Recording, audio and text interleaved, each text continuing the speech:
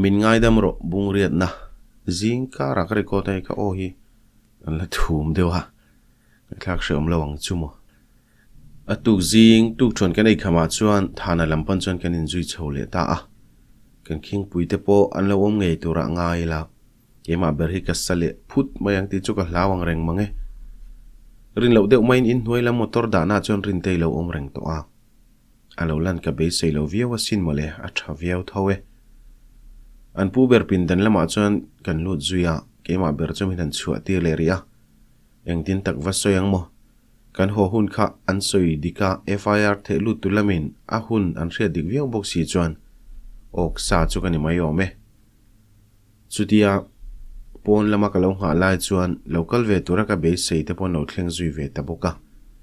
damdoin lama ka mu ber khana ron hova midang po an lo tel nol mai alu theile theilo an han zota constable pakhat chu an pu pin dan lama chana tek lut zawa alo chole chuan lo hak lok ro ron tia kapia maya chera chuan an thu fara amel po kalo mel than lem lo kabula thurin te chuan sheomati mel kher mai hanin hnemna khuwa akomang bok silova ti hian lo om ve ngot ngot phot mai te se kan chung te hon lo chua tham tham nuwa chuan min ko lut ve ta a ka thu fel zot tia chuan kut thak kalo hnoi tole ka hnoi bang pakhat khan lo lut zui ve boka ani na tak soi chuan ka chung teu khan engen soi ka wa she to bok silowa lo thon na kanga kher mai in FIR kha theyang angin kan bo zuya thu se tu sang sang te thu soi kan ngai thla to boka ama nge hi ni ti chen na turin neyem ti na han zota chana awom lo anin mel kwal shek shek ni berin ka sia ke ka lo ma lo ta thunga a bike chu chu tiang kha tiang chunia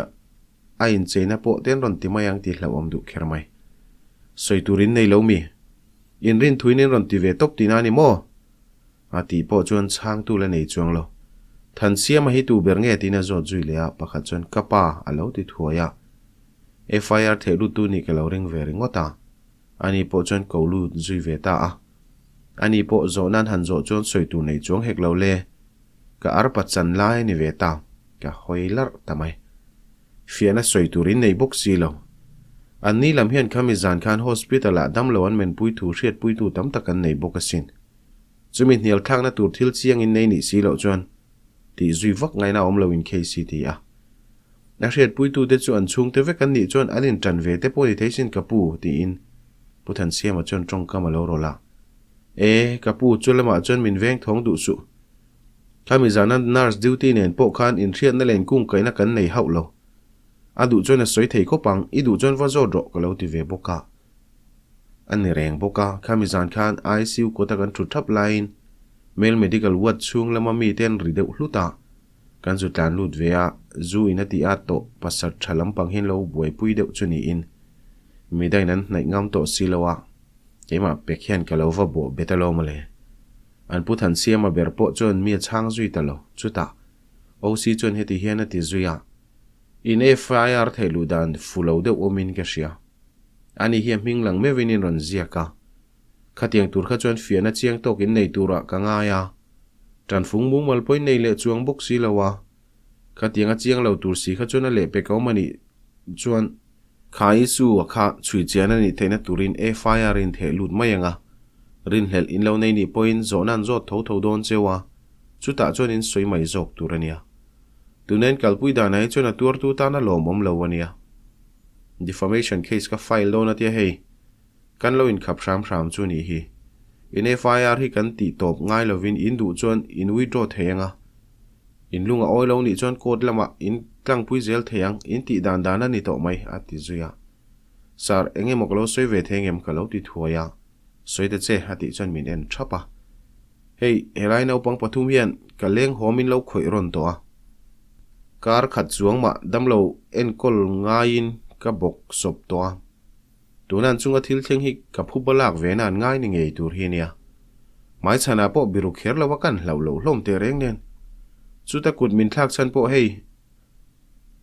alai thu hian ka thenu rin te vau beta 6 man puya tum wanga nia ani hi kut ka thlaka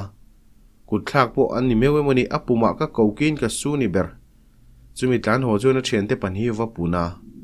ka ho tur min lo chang khania an la nau panga anin siam that ve mai bai sein kha thila po han pong sualemo kut min thak na te po case kan siam du lawa in lakal zelani chon thil lang po kala soi belang case kan file ve bokang thil liam to zong nen kan in phor ve kang in siam thata ngai dam dil chu soilo a in timol pho zong in FIR teminan thelu nan vel chu le in nga mani chon ka erle thi na ve kho pang tin ka thu zui ve ta maka puthan siam cho loading chuak thoya thu pha choina samaya kan nauten chu tianga poyan lo khoya chunga hediang thil kan lo kalpui kan thiam lo leo ni min ngai da mol rotin patling pui chon min nge na police le min zona min zo kim lo zara avotu ten e kan cheni tak bir chu FIR hi nuk do gula thani mai sar ka kal theyem katia alu bu hutsia ka chua san ta daya anti tin lo ti ve to mai ro se ka chung te chon mi long hak thapa a thaveke ti jong hi ka fasoi te topa ka zen theo chu an lom lo na samai case file ve ngal mai an duwa ase thil tul ber po nin ka shelo kanin dor tok vel viewni kan kal chu dona chon puthan siama bok khan mi lo auding le a angai te bokin ngai da mania la dil ni rin te chon scooty ken lo wangin an college leng ka wada le a kal konga chon kanin be hau lo a chuk nuai ro chon enge mo soi deu cheu mai mase ka hlata omadu miao wangin chuti te chiamin bank hon angin ka langshan lo chu thil thleng chu lak kiana omin har sanamin siam to lo tura ka ngai khania mase lewen zel potiang atua nen ma boina kan ne zui poni lo buai zui chu soilo zana kanin lama chuan anu le paten ron kala ngai damanon dil hiala ani nen kanin kara chon har sana zui shan lo boina danglo ir chuak le ta chu atluang ite in lama palai avoi ni na ta na thok chuak le ten an ron hon ta tlat mai khani hui ham avan mangan thak thin alo mom lam kan la hon theilo ania tun tum chu enge ni kan tlang walian police lama ko te lo tok de wem ni chung vel te chun han soya engma kan lo shave box silawa kan vok kut chi lo hoi ta vel mai lo mole be dong lo ho phei chu kan ni lo tin kanu u chona soya ke computer games khelak lo po chon ka bank khon lo theilawa enge mo om zian ni thin le enge mo buai na chu kan nei deu khachunia ma se in nei kham tu rem chu ni lo sin mo FIR po an nuk dok le dai ni kha pa chona lo ti ve buka eng chung chang e ni reng mi kutla kan pu dewa eng ma chu tiang om lem bok si lawa kanin lam thleng na ni kha ngai dam min ron dil chul ni ka pa chona ti zui lia ani chumole eng ma kan lo shave bok si lawa an soi manga chuan mei che chung chang ni om tak te khan an soya chu an helpui de uberani mela chuti la chon ka phone ka zonga ka mu mai si lo ka pindan lam ka vaena lu khambula chon ka lo da reng chuni in khan hong chu miss call lo tam kher mai voi som ni chuang ma atlong i miss call lo oma khumat lu zal pa chon ka call zui ngala ala to don lo mo ka ti nuwa aron chang ve ta shama shitlang na tak o ang maya ril hian min ron changa a trap zok nge monile nga tinge phone poilak du lo aron ti ngala thil ka lo ti lak lo tu ka pindan lama ka lo da dai sia ka ti ve maya enga tinge engmai soilo eng thil nge thleng hi enge omzia aron ti ngal mol mola engmo polai hoin lo nar chan chon soi fia photte ka ti ya ni thil ti wanga niang chu eng thil nge ti jok soi ta che aron ti let fashana mi thlawang hau hi thil suala ni ngayem ni enge chu tiang mai maya boina tu ro mami ka ti chuan mi thlawang hau rengot mo ati ka chan let ma chuan anuin phone chu chu sak ni ngei tur henia ka ming pum chon merong ko ta fak mai le lo be boy tu to lo mai ro me chedang boy pui chungin kan fanu hi nu puen nei te tu mamo nanga mai tan kan phal lo police a case te nei pha hiale ni lo mi voi khan ma lo be to suang che ti le phone me hlum chu rola ti nge na she hek lo ka phone chu ka mel tlok ringota anu de wa kanu lo lu chon lo chok la so ipu te ponan be du che ni a ron ti a ka thovuta ka chuak zui ve ngal maya kalno na ngai to lo nia tikhana to pani mai ka vatti ringota inin biami ka pu chona lo ti thuaya o be zo chia andoi miron vin theble ngala thil chiang eng ma she hot lowa ka ti miron vin fashan an fanu lo poinu pui tu de chu ka mu ve o me maya ka ti ya akhai chu tiang ina bobloka thun langai lo Chate tein kanin doranga thila kal fel le mai dona lom thilom zian thre lo wang zo kania kanin thil fia mai dona lom ka pu chon lo ti le maya hre chiang lo chung point kha ti khop khan min tong khum dunia ti khan an chung ko zia tu ro mang chu lang mai lom kal buai ngai to lo ka ti mak maka e pu de soi po chuan ngai chang ve phot la mole ngai tu na so bu ta hen thu tung na siam zung zung thin lo tur ka pai ne lo ti ve boka chu tianga har san na om thei nian hriat te chuan mi ka tang ringo ta hreloin mi te poron zo chiang veng miang enga ma ra la tanga thu tung na siam kha dik lo shim shim kala ti ve fana a ngoi te u zanin tu ta thu an po cha chi po ni lem lo kan bo ro ki kal fulo lak lo ni hi nak zan lama relu fimin kan ngai tu thei zo kang kan thenom pa palaya kal chona lo tia ani hi ka pu ne na thok chok dun khan ni kalangai lo chu zong chu ni mai tin pin dan lam ka pan san le ngal la ya eng tin yen soi zuya eng tie ti ngen tum tak po ka hre to lo kal non le rel po ni se nai vai tak chon an che chu du bik chu ka ring shan lawa hun enge ma ti chung an real ve tura ka ngai a shim shima eng tinge khatiang thu khan an beng lo thlen dai theile ka ti ka ngai tu ngel po hen veng kar la bok sia khatiang hre tur kha chon shil tu nom nge ni nge FIR the lu tu telam nen khan aloin nai vai vio zo ke moni chule chu ti ni chon ka chan chin chu tha zong in an thre don hau lova ma senga tinge a tuang I pon thata ka min zo ve mai lo a mai na lo hre lo shim shim nge niang thareng chungin buaina lo chau ru reng zo ngai to na mu ma lo zet pu chon khuma chon kalet ringota ka ngai tu chian po le palai voi ni kal to lo cham kha mi na bu thu man hre ve don bok si lawa a za thla ki ka ti tak zet omai na ka sheme ulo chu ni a chang le rizai te chu khan se le ngot thina engkim hi ka tur vek mayang nang point ka ta ni tura lom tro ti message ka donga chu churin te lo thona ni rel ru mang an lai at nem ngai dang lo lom bel chu lo mom viau lo chan po ka chang du ta lo kha ni a naw momin lo om ve phot mai sela ama wangen har sana ka tok ve ta nual chu ni hi mo me che fui phur chop ngai zik ngui reng mai kiang om zong ha thla ke mai atu ka po chon ni leng in ka chuak du lo lu ni bera min an threng ei don sia za thla ka ti ve deu ni zan thumaral na chia a tuang I kol ka donga ka chang lem lo message lo thleng po ka sir sak ngai lo chu tiang chon ni don lai ron ti ya kala ka tangin chana hungai lem lo thung ma se tuma tum na chon midang phone atang mi ron beta thowa ke ne number ringo ta tang chon hre thei ngot to bi khek lo le thilom zia po engma soi fe tung don na nge ti lam hoi zong in ani mi ron biak ni ka soi fe trun la po ka hrelo adu anga soi zo main ka metlum dai sin le chumi zan chu ni mai thei rin te veng lama enge mo tu tia ka kal kha arem chang e makan to ve shim tiang tin anin lama chon ka tlan kuala an kot ke thlen chon anin choloin kal thap maya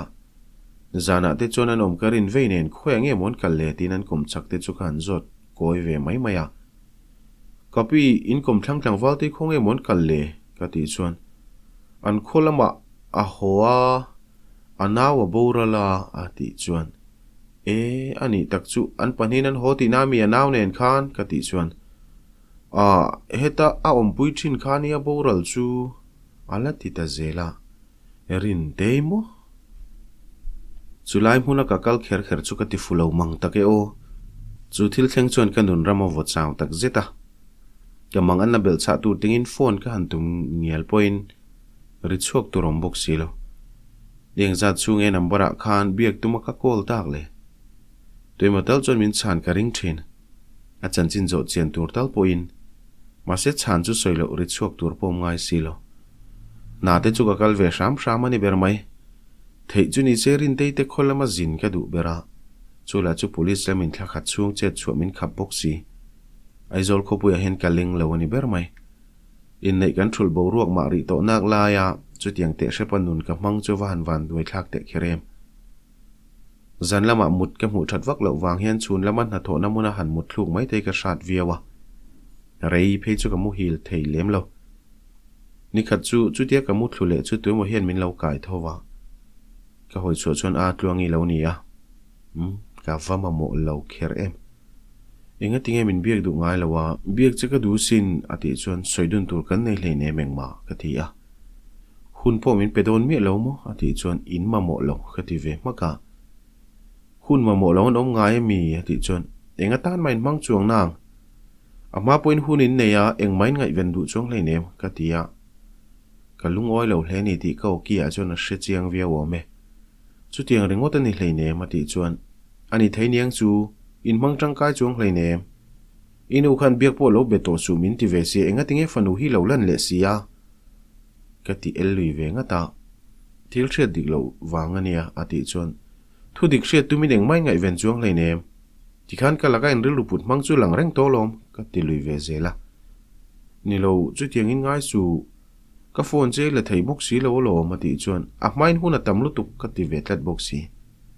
a main eng ma ka shelo palai ten lo kal khan ka she ve chau lo ma ti zela ka oi ring du su kati ve tlata dot ka soi lo sin khoi takin min ring ro atia eng ting ei nu te khan an hriat si kati chuan an hriat dan le zel ka hriat pui to bik hlei nem eng ma ka bulan soi box si lawa atia soi thui do po ngai lo ti khan kan in kar chu to fele nu mai min kal san ro ka ti tat deu to pa ka thei lo lo khoi takin ala ti fana do kan bo chuan kom san zui le maya muthi le chu khoi lam hi ni rangot ani la che son du bik box si lo mut chuak mang box si lo chu ti om reng thei ni hek lo le ila do na mi ka ho do na nia ka ti taringota ani po chu lo ding chu ve ngal thuaya puya ka mangai che a ko ki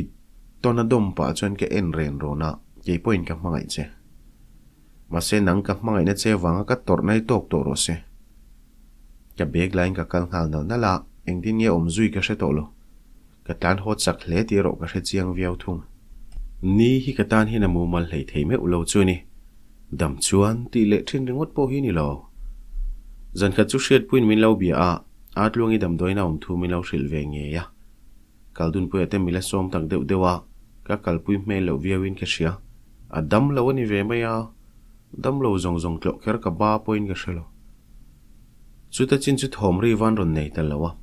ngai tuat chuwa chang som tho ma se a thoven thlak deuh hriat puin min lo bia ka tanga a zan thum na vel ani ome ka leng chuak konuin min lo phone a puya ilo khodon to e maron ti a don po hre ne manga tinge ka ti chuan hei in leng kan neya aron ti a tu tenge ke ma min mudu mo ka ti chuan atlong inu le pan nia mu che chu an du khopa aron ti a ka kalna hlasi lo thlen mai thei poni lo chen te nen kan ni boxia ti khan nang mani khan lo chang mai ro u ka ril ruin threvek tholom ka om kher ngai lo ka ti deuh du a tun tum chu a thu dang dewani ngai dam dilin anian lo kal la ti chuan vel mai chuan a in nei lam kha lo soi pui lo ula haba kha chuin du duin chang mai ro ka ti ringota lo ho ma chu tum ve shim la thil poi mo ten ti ni lo chuan a ti le zel boxia ka lo tum donia ma se ma ka ring lo zo ko mi lo hak du su se ti khan nang ma nin i lo don son khan thua pui tling zo kang tin kyan in thla ho chu chak lem lo tak ka ni veng dang a leng chuak phui chu ka ni hau lo duile chuan ho mai thei minute rei lo te thleng mai tur ka ni pasen mel ka mu pe lo wanga chon lam dap ka ni ya ka thina rim thar le hluai pe chon amol pho thlak ve mai thei tlatani dar som pela chon ka ho ve ta shama ka chung te chon lo mut vek to karin nen kanu lo lameng mau mai pe ka hre chak lo te mai lan thu le hla chu ka ngai thlak mel tar yong mai ka ti ka zung zo chu abula chuan thuoi mel ta khen ka va thu zui ve maya kanu nen hi chuan kanin po ve hrimhrima in kelen hi hrat vei phiana kan pani hian zan rea po kan en dun fo mai chu tiang ania wang chuan thil an soi ho ko ngai mo thu chele tha har sana kan nei shan lo nu engtin mo zanin in leng te chu tin ka va zot zui ve maya thu pha non choi ni berang chu an rin dan ang le an hriat ang khaeng ma lo ni silawa an ril ru shom ve deuh niang mi pa ngai tak chung ko ni mel viau khamole atia an sual than lo ma se mei selal na munania fel fai thulin lang ma se mei se in thun nei viau chuan duap rula hi om le nge thin hiatia ka ring dewa an pa tong kam kha thaduam duam ema ka lo ring dik che ni chu tian nui vura e khai palain kalnon jana ka vabiak po khan na sa ve tak mai nia an nu zo kha ma te ka chuna ka po zinila min se lawang ti tur khop khania khami zana min an an khum kha chuan fa te kan chil hlum tamai moti tur khopina lomin an khum ka ti a kanu chuan mei che hi kan lo mo la ni hi a kan sual ti la dik ber zo kang kan hum lo hi kan dai ma ma thin ve bok ani chung kwa lal bere moin ti tlat te hi an mongan liwani mai ti anin shadu der bok silawa pasal te du duat cho kwal thei nei hi in ti thei nan te zumang du lomok mole ke chu tiang pasal du duat ti koi thei nei la a soi po ka soi ngam lawang ka pasal nep zia ka tar lang ti na ni do na atia mi che thalo ngang hinom velom mak ka ti ve mai mai chen chu man la tang toin mei che hi mi nai loi thina mo ni shom zia min mei ve reng reng le thlamwang lo deu hun mang thi nan ni zia sha reng chung hian fa mo an nei ve a ke ni po in shom kan ti thin kha mo ti ril ru put du mei chen om hau lo hi ni mak ka ti thin chu ka ti ve le a adik ve tho mai ma se tu lai mo te hi chu a ngai nan om lo ve bok ani hei I u nu pe tang po hi ni she mai ang chu tin amit ko san a ka ani ngot mai in soi se lo thei zo khi ka ti ka u po hin thla sung loi mun ka ti thin zinga tho ma ngai bok si lo no pang ni se nang nin in boi pui sak de uveka an chung ko bil te chau po hi en ko thei lo chu ni bera he tiang te shapi ka na yang ti ka hlaw ni ka ti chuan yu te chu eng ma ngai tu hek lo mole han in dang na se o ari thei khopang an nu ten lama an loi zur zu tanga chu zong chu ni mai ati zuya kamudonia milong ha ka mi tin ka ding uaya ngak deuh thowe englowania atluangi kha adam lova tuna dam doin laman en kol meka doctor tena taksa chak lo lu tukan yang ten tia a chan mumal takan mu chuak thei silawa anron tia anron tra o deuh cheni ber hatia ate ngot chuan ka ti chon alama lam thin cheni o me ati zuilia min ma mo huna chon in phat noi shele house ilo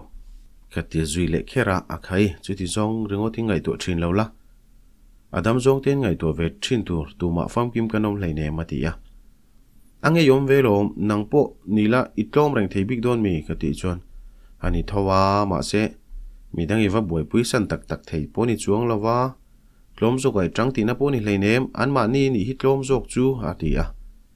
adam lo an mang an pui wanga rilu dam na tura lo in pha noi ba kan ni na dam thani se tiang in an omom lo e mai ka ti vele zela khatiang rilui putla chon an ma ni ang chau khai ni ti na ni mai iti thelo zong tang mi jiang khai nei ve reng ti na ni a chung nung zo ki ni na lan tir na tur chungai dam tui ni na kha lom ha ti zui le a chan vak ngai na po kha relo nu te na na thuak phim le lung fing zo ka ngai tua ta chu ka khan lo khop mai